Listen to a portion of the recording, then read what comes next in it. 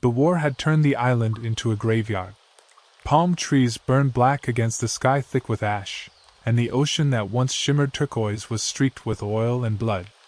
Among the ruins of a collapsed field station, a small group of Japanese nurses huddled together, their once white uniforms stained with mud and salt. For days they had hidden in a shallow ravine, tending to the last wounded men of their unit, soldiers who whispered deliriously of home before falling silent forever. When the rumble of American tanks came closer, they expected death. Their commanding officer had told them that capture meant dishonor. Better to die as flowers of the Emperor, he had said. Some had even saved a final dose of morphine for that purpose. But when the Americans found them, no shots were fired. The soldiers who surrounded them did not sneer or mock. They offered water. One of the nurses, Akiko Tanaka, looked at the tin cup trembling in her hands and could not bring herself to drink. "Why?" she whispered. "Why give this to us?" The sergeant who handed it to her shrugged, his face young and sunburned. "Your nurses, right? Not soldiers. You'll be fine." The words made no sense. The enemy was supposed to be monstrous, merciless, not human. That night, under guard, the nurses were taken to an American field hospital built from tents and salvaged timber. They expected interrogation, humiliation, perhaps worse. Instead, they were led into a medical tent that smelled of disinfectant and smoke, and filled with groans in both Japanese and English. Akiko froze. On the cots before her lay wounded men from both armies, American and Japanese, tended side by side. A doctor in a khaki uniform turned toward her. "You're trained nurses?" he asked. Akiko hesitated, her heart pounding. "Hi," she whispered. "Good," he said. "We need all the help we can get." The field hospital was nothing more than a cluster of canvas tents, patched with tar and held upright by poles that swayed with the wind. The largest tent bore a red cross painted on both sides, so faded that the color had almost turned brown from rain and dust. Inside, the air was hot, thick with the mingled scents of blood, iodine, and tropical decay. When the Japanese nurses stepped in, the sight paralyzed them. On one row of cots lay wounded American soldiers, pale, groaning, some whispering for morphine. On the other side lay Japanese soldiers, barely recognizable under their bandages. The sounds blended into one strange, unholy chorus, pain without language. An American doctor, tall and thin with silver-rimmed glasses, approached. His sleeves were rolled up, revealing arms streaked with dried blood. "Name's Captain Reynolds," he said. "Your nurses, good. You'll assist with the wounded. I don't care what uniform they wore yesterday." Akiko stood stiffly. "You want us to help them?" She gestured toward the Americans. Reynolds didn't flinch. "Yes. You'll treat whoever's bleeding. That's what nurses do." The other nurses exchanged uneasy glances.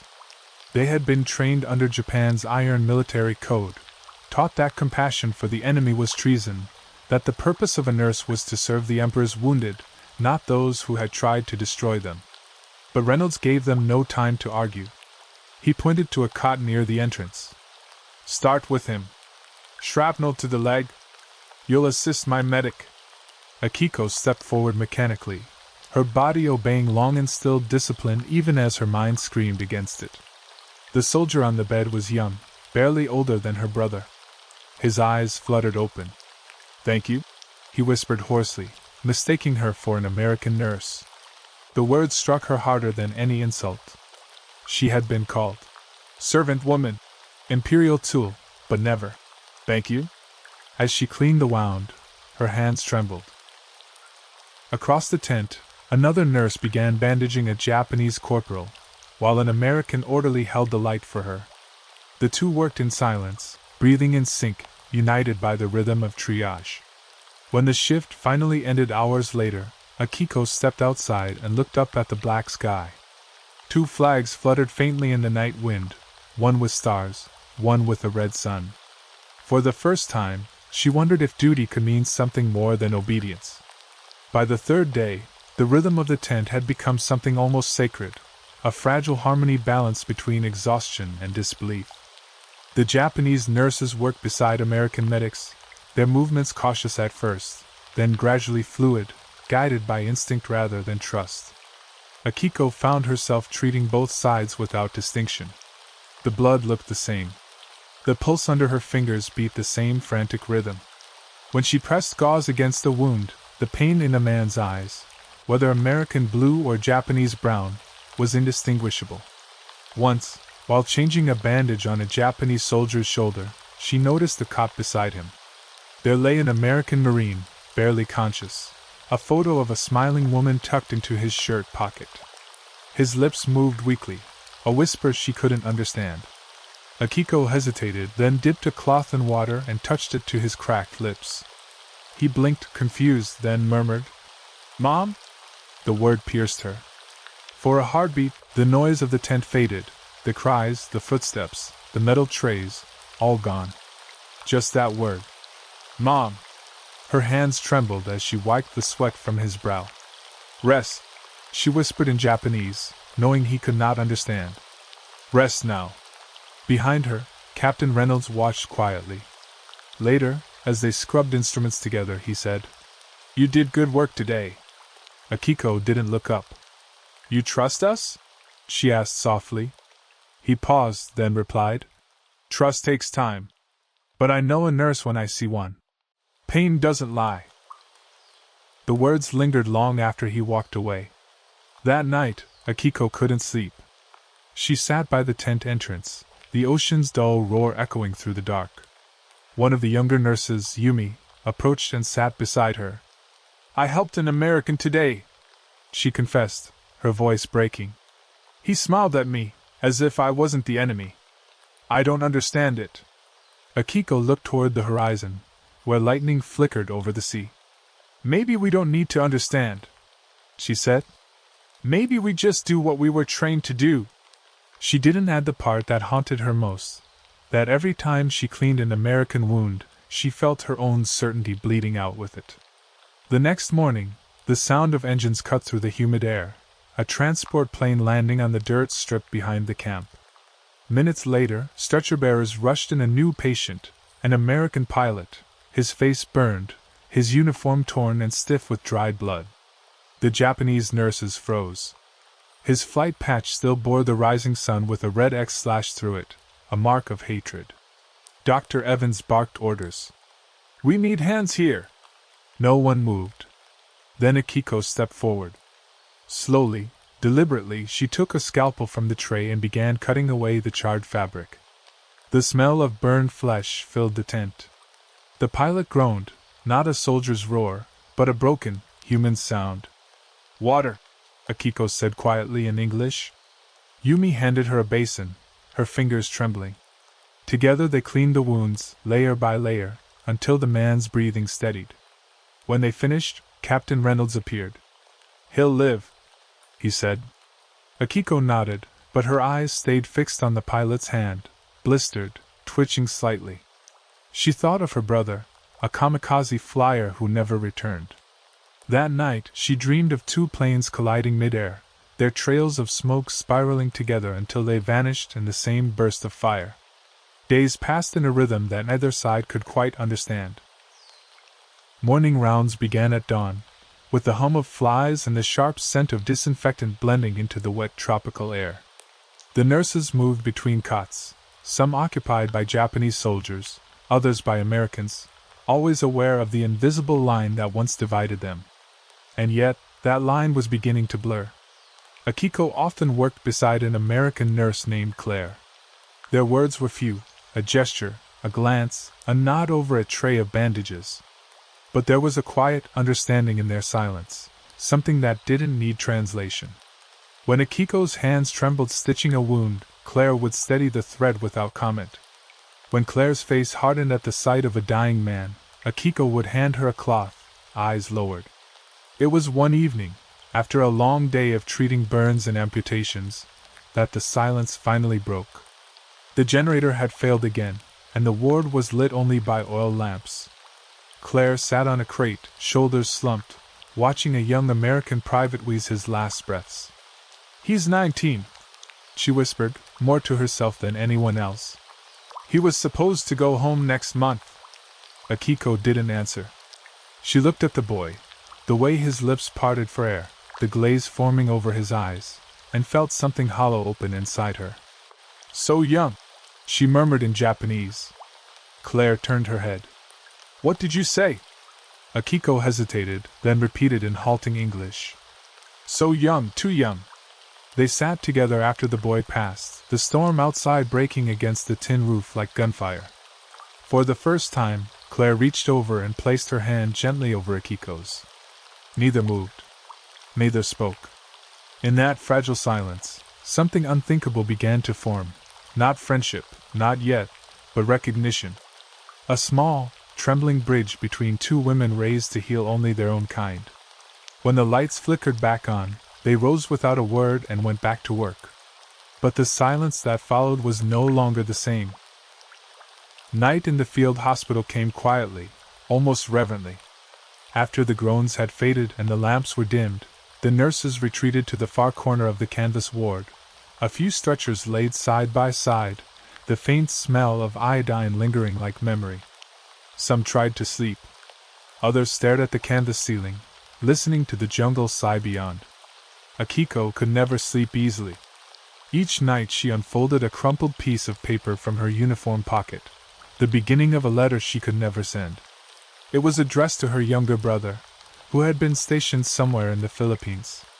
She had written the first lines before her capture, but now she didn't know what to say.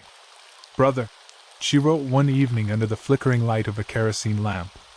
You would not believe what I see here. Americans, the enemy, treating our wounded as their own. They feed us. They let us work. They call us nurse, not prisoner. Her hand hesitated. Should she admit how it made her feel? The confusion, the quiet shame? The realization that her captors were not the monsters she had been taught to despise. She folded the paper carefully instead, leaving the sentence unfinished, as always. Across the ward, she could see Claire writing, too, perhaps to her family in Wisconsin or Ohio. The sight filled her with a strange ache. What did Claire say in her letters home? Did she mention the Japanese nurses? Did she describe them as humans, as colleagues, as women?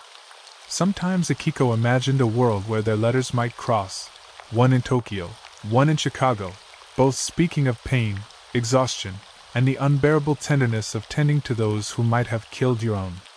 When she tucked the paper away again, she whispered a small prayer, not for victory, not even for survival, but for understanding.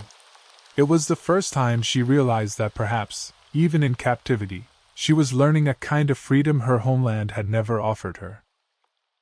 The next morning began like any other, humid, heavy, and gray.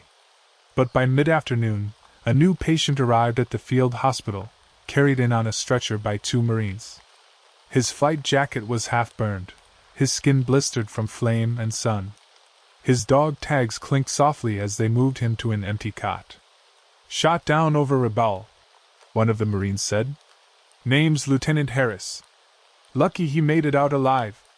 The American doctors hurried to his side, calling for morphine and bandages. Akiko stood frozen at the edge of the room, watching.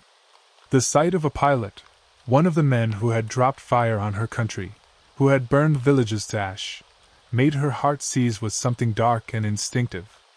But then, as the doctor stepped away, she saw his eyes flutter open. Not the eyes of a monster, as she'd imagined, but a terrified young man's. He reached up, murmuring incoherently, his hand searching for something, anyone.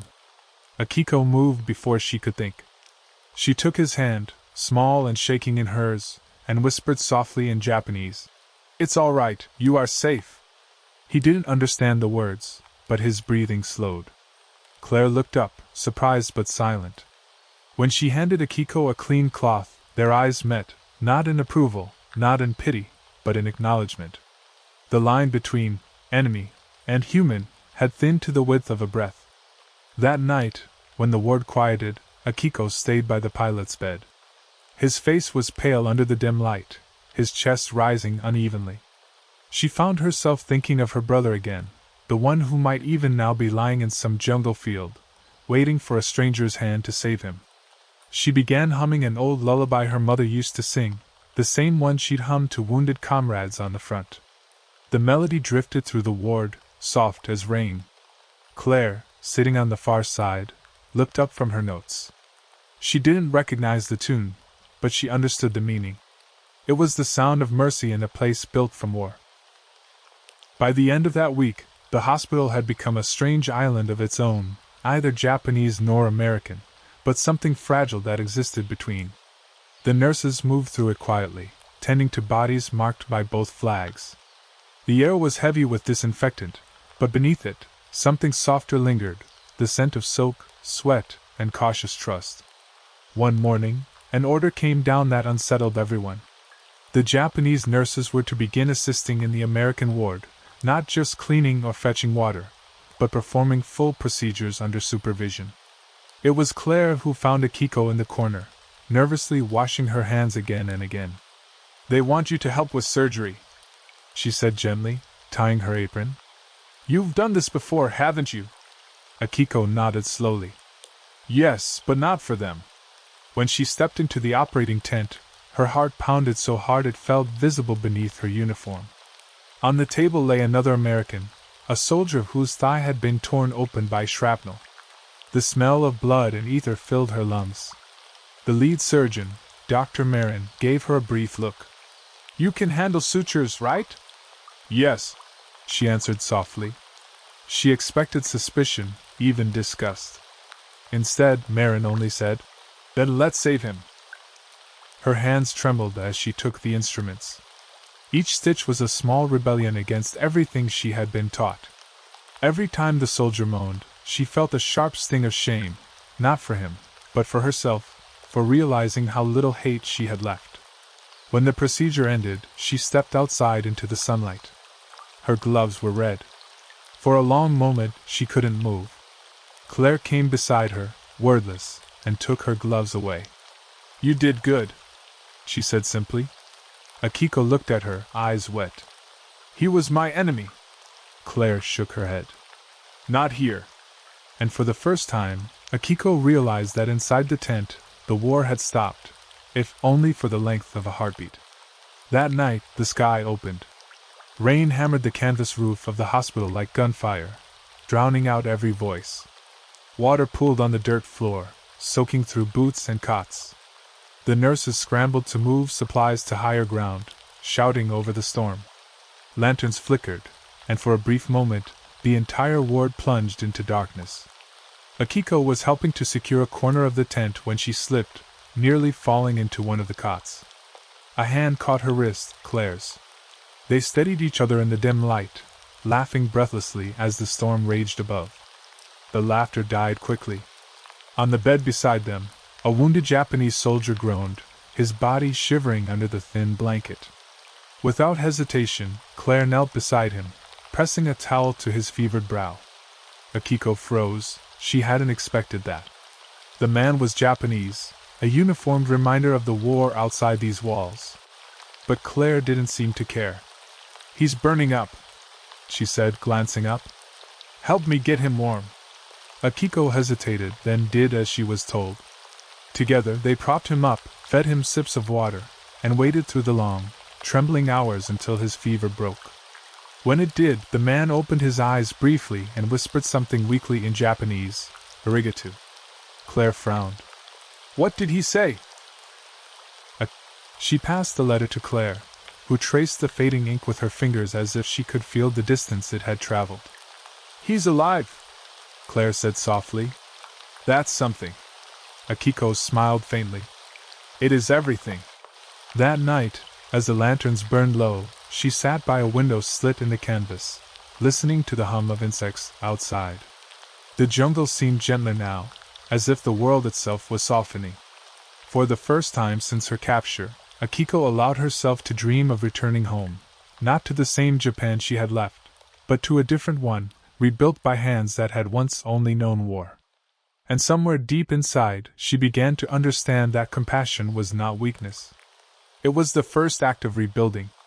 The days passed slowly, measured by the rhythm of care rather than the distant echoes of battle. The nurses moved through the tents with a quiet authority that had begun to feel natural.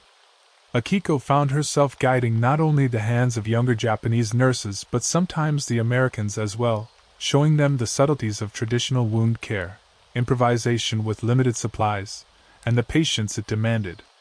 Each patient was a study in fragility. There was Corporal Saito, whose leg had been crushed by shrapnel. Akiko had been tending him since his arrival, carefully wrapping splints, applying poultices, and speaking softly in Japanese. He no longer reacted with fear at her presence. Instead, he murmured reassurances, his trust a delicate, invisible thread between captor and captive. One afternoon, as the sun slanted through the rain-soaked canvas, Akiko noticed a young American private, barely more than a boy, resting uneasily on a cot. His arm had been mangled in the crash of a supply plane. His eyes followed her as she moved past, wide with unease and pain. Akiko hesitated, then knelt beside him, reaching into her pocket for a small cloth dampened with iodine. "You're Japanese?" he whispered, voice weak and trembling. "Yes," Akiko replied softly. "But I am a nurse first." The boy flinched at the sound of her accent but allowed her to clean his wound. She felt a flicker of understanding pass between them, beyond language, beyond allegiance. His fear did not vanish, but it was tempered by her care. Later, Claire approached her quietly, holding a tray of clean bandages. "They're talking about you again," she said. Akiko looked up, puzzled. "The Americans?" Claire nodded. "They call you the quiet one who saves. Even the young privates. They're starting to understand what it means to be healed, not just treated." Akiko's face flushed at the praise. She had been trained to serve the Emperor, not the enemy. But here, the act of saving a life, any life, carried its own honor, unmediated by flags or loyalty. That evening, the nurses gathered in the corner of the ward, tired hands cradling mugs of lukewarm tea. Conversation was hesitant, broken by shared glances and the occasional laugh at some minor triumph in care. Akiko found herself speaking more, laughing quietly at a joke Claire made about a stubborn bandage. Somewhere across the tent, a wounded Japanese soldier groaned softly, and a Marine whispered to the nurse tending him. It was a symphony of survival, stitched together with murmurs, bandages, and a growing sense of fragile community. Akiko held her mug in both hands, letting the warmth seep through her gloves. She thought of her brother, still alive, and of the pilot she had tended, who now slept quietly. The war was still raging somewhere beyond the jungle, but within the field hospital, a small, imperceptible truce had taken hold, a truce not of treaties, but of humanity. By the end of the night, she realized that she no longer feared the Americans, nor felt shame in serving them. The line between enemy and friend had begun to dissolve, replaced by something stronger, shared responsibility for life itself. The morning sun rose over the field hospital, burning through the wet canvas with a hesitant warmth. Akiko moved through the tents, her hands steady, her mind sharp. The patients had grown accustomed to her presence, and even the once tense American soldiers now looked at her with quiet respect. Some offered weak smiles, others simply nodded, acknowledging her skill without words. That day, a convoy of new casualties arrived, both Japanese and American, caught in a recent skirmish near the coast. Stretchers were carried through the mud, cries mingling with the roar of distant artillery. Akiko's heart clenched, but her hands did not falter. She and Claire moved as one, passing instruments, guiding younger nurses, organizing bandages. Each action was precise, almost automatic, yet infused with the weight of responsibility. A young Japanese private, barely conscious, was wheeled to her. His chest heaved under the splints, his eyes glazed with pain and fever. Akiko knelt, pressing a cool cloth to his forehead. "Breathe," she murmured. "It will be all right." He looked at her as if searching for something familiar, and for a brief moment, she felt the entire war press down on her shoulders. The voices of the dead, the fear of the living, the duty that had carried her this far. Across the room, an American medic struggled with a massive burn on a Marine's arm. Akiko moved to his side without hesitation, offering her hands and calm instructions. The Marine winced, but under her touch, his pain seemed to soften. Claire watched quietly, eyes reflecting admiration and something more subtle, a recognition of courage and quiet defiance of expectation. By noon, the chaos had subsided into an uneasy rhythm. Akiko paused near the canvas wall, wiping sweat from her brow. She looked out at the jungle, mist rising from the blackened palms. Somewhere beyond the trees, planes flew overhead, and she imagined her brother somewhere in the Philippines, surviving as she had, fighting the war in his own way.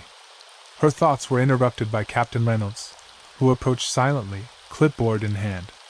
"We're short on supplies," he said, his voice calm but firm. "I need you to coordinate with the other nurses and make sure every patient has what they need. Prioritize those who are most at risk." Akiko nodded, understanding the weight of the command.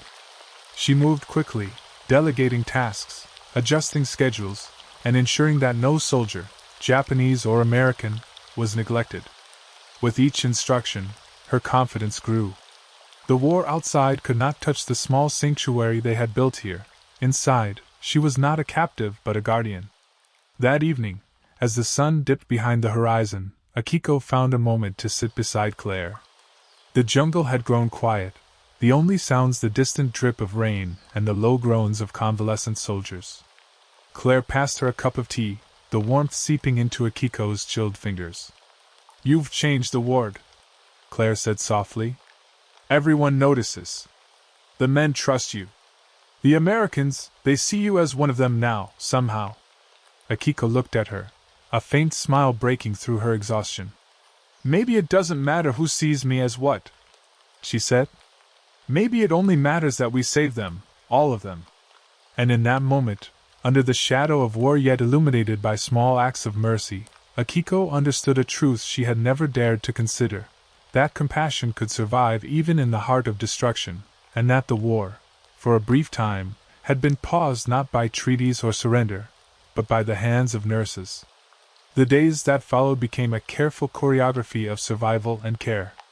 Akiko woke with the sun and slept only when exhaustion forced her, moving between the rows of cots like a shadow, attentive to every groan, every flutter of an eyelid. The field hospital was no longer just a place of duty. It had become a fragile bridge between worlds, a place where human need overrode nationality. One afternoon, as sweat ran down her back beneath the humid canopy of the main tent, a new group of patients arrived from a skirmish on the northern shore. Most were Japanese, their uniforms torn, faces pale and eyes wide with fear. But a few Americans, trapped in the same fighting, had been pulled from the debris by medics who had risked their own lives. The nurses hesitated at first, instinct pulling them toward the familiar, the wounded of their own army.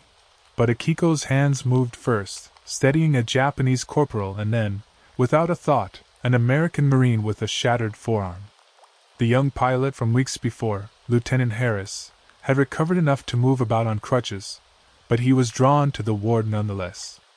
He watched the nurses with something like awe, though he could not conceal the guilt that flickered in his dark eyes, the knowledge that his aircraft had brought death to the very people now saving him.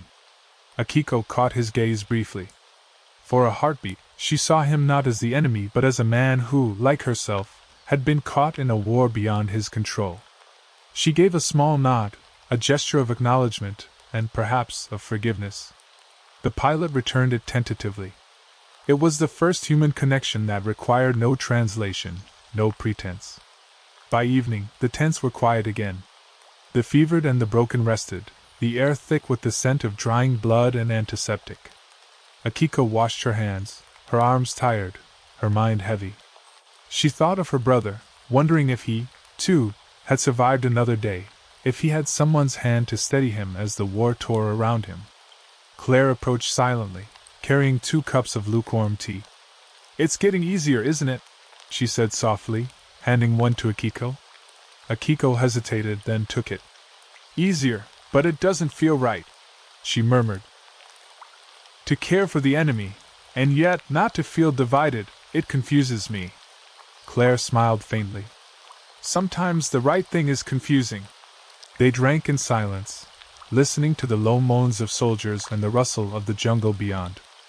For the first time, Akiko allowed herself to feel the weight of relief, not just that lives were saved, but that mercy had found its way into a place meant only for suffering. Later, as she wrote another letter she would never send, Akiko paused. The words formed slowly. I have learned something the war cannot take from me. Compassion. Even here, even now, it survives. And perhaps, in saving others, I have saved myself. She folded the note carefully, pressing it into her uniform pocket. Outside, the first stars pierced the heavy canopy. The world beyond the tents remained in turmoil, but inside, Akiko and Claire sat together quietly, a small island of trust and shared humanity amidst the chaos. And for a fleeting moment, the war felt suspended, not erased, but softened by the hands of those who chose care over hatred. The morning light brought no relief from the oppressive heat, but it carried with it a new sense of purpose. Akiko moved between the cots, checking dressings and administering medicine, her motions precise yet gentle. Each patient, American or Japanese, received the same care. There was no distinction in her hands, only the urgency of survival. A sudden commotion at the tent entrance drew her attention. A stretcher was being carried in, bearing a young Japanese soldier whose leg had been mangled by a collapsing bunker wall. His eyes were wide with panic, and his body trembled with pain. Akiko's heart clenched, but she steadied herself, repeating the mantra that had guided her these past weeks. Duty first. Compassion always. She worked quickly, calling Claire to hold the lantern and fetch instruments. Sweat mingled with the blood on her forearms, but Akiko barely noticed. She focused on the rhythm of the wound, the pulse under her fingers, the shallow breaths of the frightened soldier. Beside her, Claire's calm presence was an anchor, and together, they stitched, dressed, and bandaged with a synchronized quiet that was almost sacred. When the soldier's cries subsided and his eyes closed in relief, Akiko stepped back, exhausted. She did not look at the Americans in the room, though she knew many were observing. Their approval was irrelevant. What mattered was that she had preserved life, in a world that had tried to teach her otherwise. Later that afternoon, the nurses gathered in a small corner of the tent to eat. The mood was unspoken but heavy, gratitude mingled with the unshakable weight of recent deaths. Akiko sat beside Yumi, who was peeling an orange with trembling fingers. Do you think our families understand what we're doing here? Yumi asked quietly. Akiko shook her head. No. They would not, could not. This is between us and the living. Their conversation was interrupted by the arrival of a new group of wounded, Americans this time, injured in a reconnaissance skirmish. One young private had a deep gash across his chest, and his labored breathing filled the tent with tension. Akiko's training took over. She guided Yumi to assist, while Claire prepared the medic bag.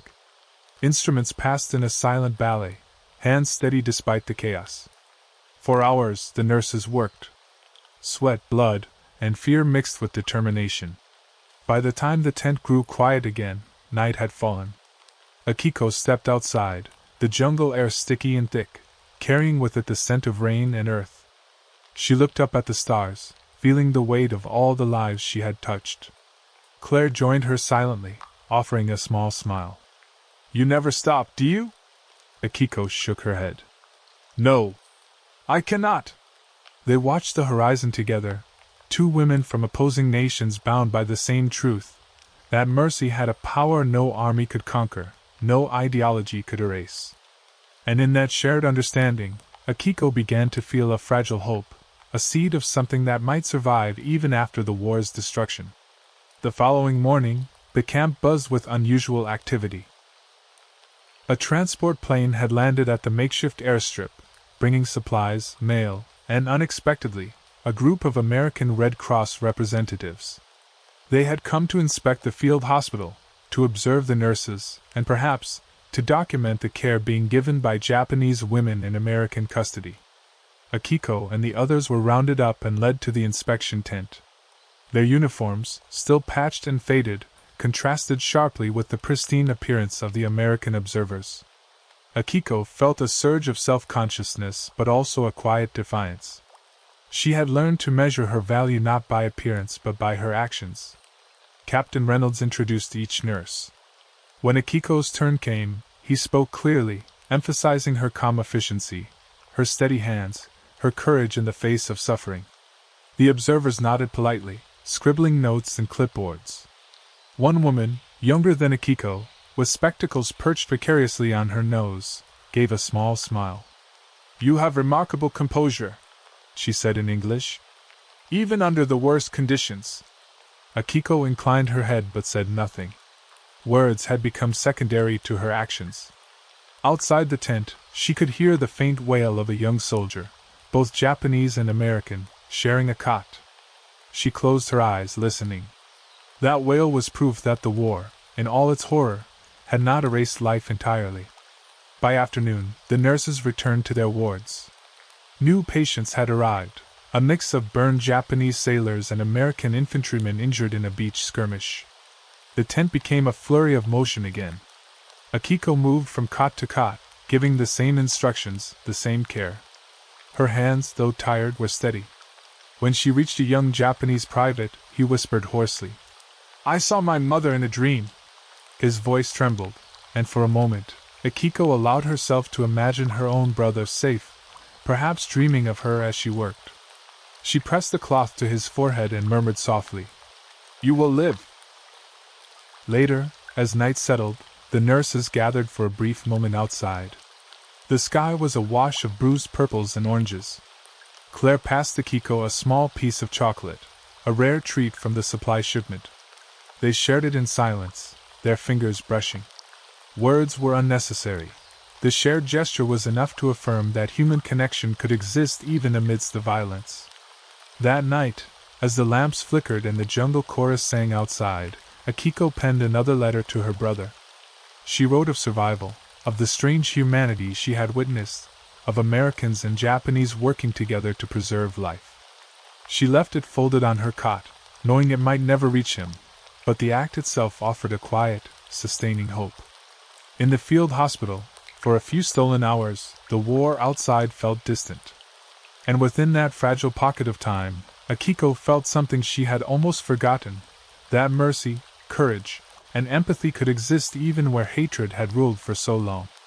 The next morning brought a fragile calm. The field hospital had settled into a rhythm, a silent choreography of tending, cleaning, bandaging, and comforting. The nurses moved with a quiet efficiency, their movements synchronized as if the chaos of war had become a background rhythm rather than a threat. Yet beneath the routine, tension lingered. Every new arrival was a reminder that life was still precarious, that danger lurked outside the canvas walls. Akiko found herself assigned to the same ward as Lieutenant Harris, the pilot whose burns she had tended days earlier. His skin had begun to heal, though the scarring would remain permanent. He was awake now, restless, tracing shapes in the air with a trembling hand. Akiko watched him silently, noting the fragility of life preserved under her hands. "Morning," she said softly, stepping into the tent. Harris flinched at her voice, his eyes widening. For a moment, it was as though he expected punishment rather than care. Akiko handed him water, and he drank slowly, wincing with each swallow. Across the ward, Claire moved among the cots with the same measured grace, offering reassurances in soft English that the men could understand. Akiko noticed the subtle ways Claire guided the American medics, correcting hand positions or suggesting techniques, without condescension, without fanfare. There was a quiet authority in her presence, one that reminded Akiko of herself during the early days of the war in Japan, a reminder that skill and compassion could transcend borders. By mid-afternoon, news arrived that a shipment of fresh vegetables, fruits, and medical supplies would reach the camp. The nurses gathered, distributing the provisions with careful hands. Akiko's heart lifted at the sight of Japanese and American soldiers sharing a rare meal together, bread, soup, and fruits, eating without fear, without hostility. The moment was fleeting, but in it lay proof that life could persist beyond enmity. Later, during a brief lull, Akiko stepped outside the tent. The sky was streaked with clouds, silvered by the afternoon sun. A flock of birds traced a slow arc across the horizon, their wings beating rhythmically. She allowed herself a long, deep breath, savoring the quiet. Claire joined her, handing her a small cup of tea.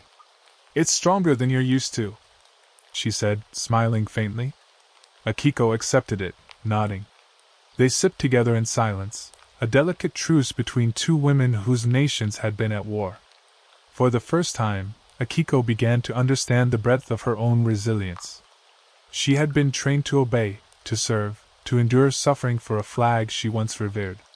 Now she served another cause entirely, the preservation of life itself. The realization was disorienting, frightening, but it also carried a strange liberation. That night, as the camp settled into a tenuous quiet, Akiko returned to her cot, the letter to her brother tucked safely beside her. She traced the edges, imagining his hands holding it. Somewhere, across oceans and seas, her family still lived. And though the war had torn apart homes, hearts, and futures, she had discovered a simple, stubborn truth: even amidst devastation, humanity could endure. Morning arrived thick with humidity, the jungle mist clinging to the camp like a veil. The field hospital was already alive with activity, the rustle of uniforms, the sharp scent of antiseptic, the low groans of men recovering from injuries both new and old. Akiko moved among the cots with quiet determination, her hands steady, her eyes alert. Each patient reminded her that life was still a fragile thread she was tasked with preserving. A group of Japanese soldiers had been admitted overnight with severe malaria. Their bodies were gaunt, their eyes dull, sunken from fever. Akiko knelt beside one young private, noting the pallor of his skin, the rapid, shallow rise of his chest. Carefully, she administered the medication Dr. Reynolds had prepared, whispering softly in Japanese as she brushed damp hair from his forehead. "Rest now," she murmured. "It's okay." The private's lips twitched into a faint smile, a flicker of recognition, a gratitude that needed no words. Akiko felt a lump in her throat, a mixture of relief and sorrow, the weight of all the lives she had touched pressing upon her. Claire approached with a small tray of bandages and a tin of antiseptic, her movements deliberate and precise. "Akiko," she said quietly, "Dr. Reynolds wants you in the operating tent. A new case, burns from napalm. Severe." Akiko nodded, swallowing the knot of apprehension forming in her stomach. She followed Claire through the swaying canvas walls, past cots where American and Japanese soldiers lay side by side. The lines between enemy and ally had blurred to near invisibility. The blood was the same, the moans the same, the pain universal. Inside the tent, the smell of burnt flesh and ether hit her immediately. The patient, a young American Marine, writhed with pain, his eyes wide and terrified. Akiko drew in a steadying breath and approached, her hands moving almost instinctively.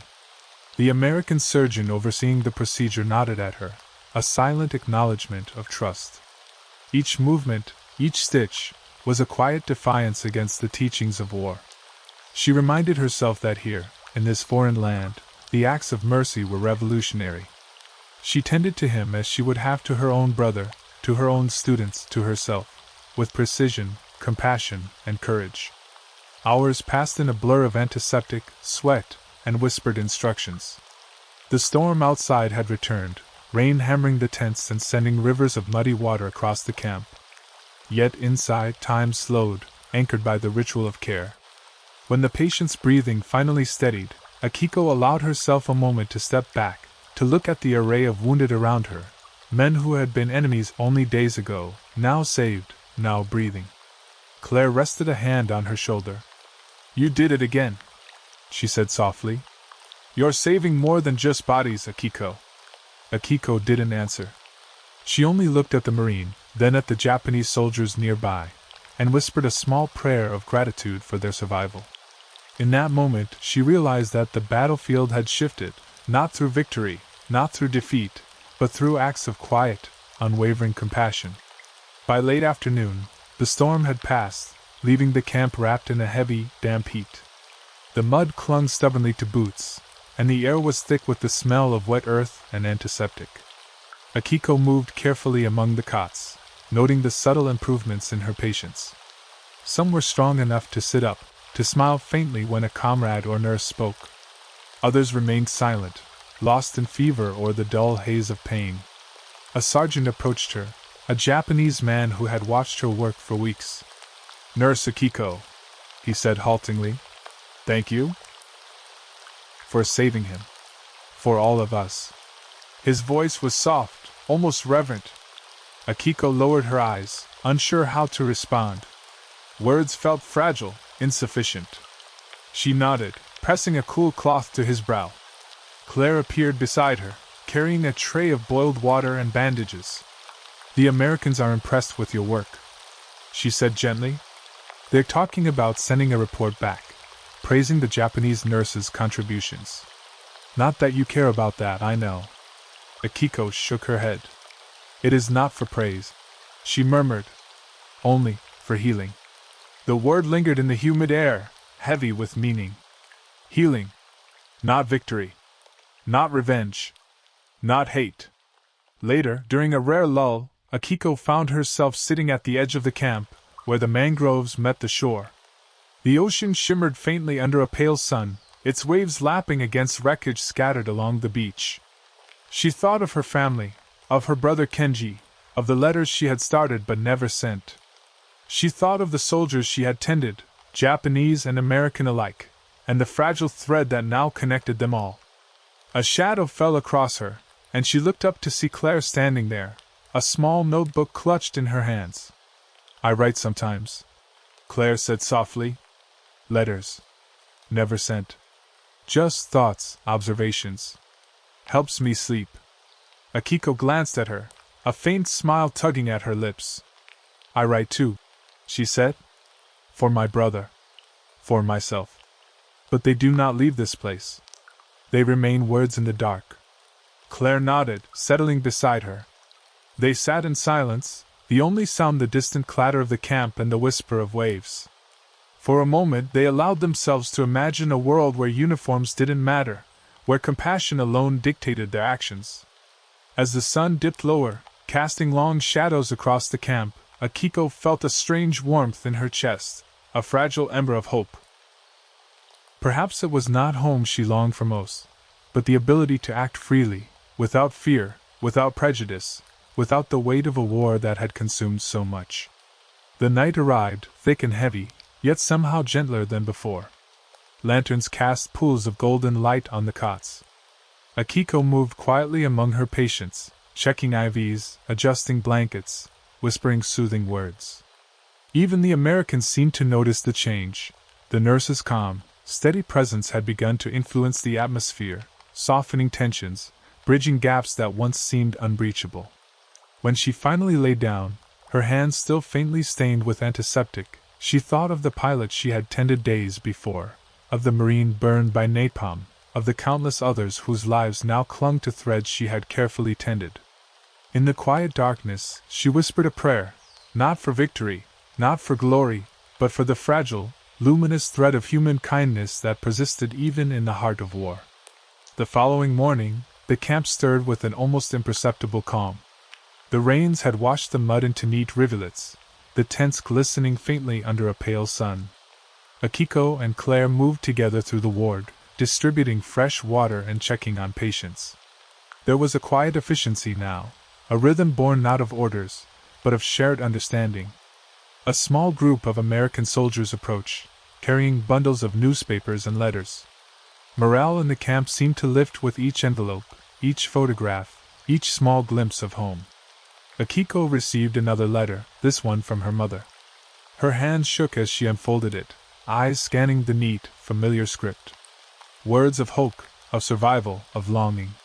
She read them aloud softly, letting the language of home fill the warm air of the tent. Claire listened, her own notebook forgotten. "Your family, they are alive," she said quietly. "You will see them again."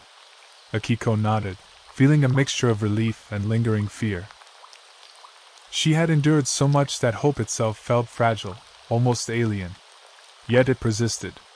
That afternoon, Captain Reynolds gathered the nurses for a brief meeting. "You've all done remarkable work," he said, scanning their tired, mud-streaked faces.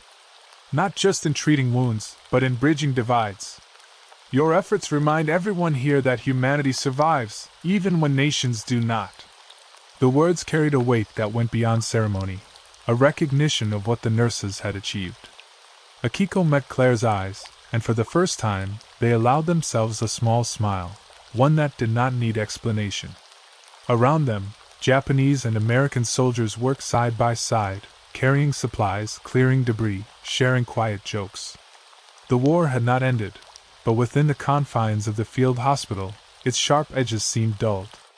That evening, as the sun dipped low over the horizon, Akiko found herself sitting alone outside the tents. The sound of waves mingled with distant laughter, a lullaby of sorts for a wounded world. She held her mother's letter close, feeling the weight of survival, of memory, of what had been lost and what could still be reclaimed. Claire joined her silently, offering a thermos of tea. Akiko accepted it, letting the warmth seep into her hands. "You saved lives," Claire said softly. "Not just soldiers, not just patients. You reminded us what it means to care, no matter who they are." Akiko nodded, letting herself finally breathe. For years, she had lived under rigid codes, under fear, under the relentless march of war. Here, she had learned something far greater, that mercy, kindness, and courage could exist even in captivity. That compassion could forge bridges that hatred never could. The first stars appeared over the jungle, faint and steady. Akiko whispered a prayer of thanks, not for victory, not for survival, but for the simple, stubborn persistence of humanity. She closed her eyes, imagining a day when the war would be over, when letters would reach home, when families could reunite. And she allowed herself a fragile, fleeting hope that those days would come, that the world could one day be rebuilt, not by armies, but by the quiet acts of those who dared to care. Weeks passed, and the field hospital settled into a steady rhythm. The Japanese nurses became indispensable, their movements confident, their hands skilled. Soldiers from both sides began to speak with them, to ask for advice, to share small stories. Language barriers persisted, but understanding did not. Akiko often found herself laughing quietly at the attempts of a young Marine trying to speak Japanese, or Claire mimicking the tonal inflections of Akiko's words. The war outside continued, distant gunfire echoing faintly, planes streaking across the sky. But within the hospital, a fragile peace reigned. Letters arrived regularly, and Akiko's mother and brother wrote often. Kenji's words were filled with hope, urging her to survive, to continue to live. She wrote back carefully, describing the work, the strange camaraderie, the lessons in mercy that had come from the unlikeliest of teachers. One evening, as the sun set, painting the sky in shades of crimson and gold, Akiko stood at the edge of the camp with Claire. They watched as Japanese and American soldiers moved together, clearing debris, tending small gardens, sharing cigarettes and cautious smiles. The two women exchanged a look that spoke of unspoken truths, of suffering endured, of fear faced, of humanity discovered amidst horror. Akiko finally understood that the war would leave scars, but it could not erase the capacity to heal. That capacity, she realized, resided not in nations or flags, but in individuals willing to act with courage and kindness. She thought of every patient she had touched, every hand she had steadied, every life she had preserved. And she understood that in saving others she had also reclaimed a part of herself, the part that believed in mercy, in compassion, in hope. The field hospital, once a place of fear and division, had become a testament to human resilience. In the quiet of the evening, the distant hum of planes and the soft murmur of waves against the shore were no longer symbols of war, but reminders that life endured. That even amidst destruction, even amidst loss, small acts of care could bridge the unbridgeable. Akiko folded her hands over her chest, feeling the faint weight of a letter from her brother and the steady warmth of Claire's presence beside her. She whispered into the gentle night, a vow and a prayer intertwined, to carry the lessons of compassion forward, to honor the lives she had touched, and to survive, so that kindness could persist beyond the shadow of war. For the first time in years, she smiled freely, unburdened by fear or duty. The enemy had not vanished, the war had not ended, but within the field hospital, within the hearts of those who dared to care, Something enduring had been built, a fragile, luminous bridge of humanity that no conflict could ever fully destroy.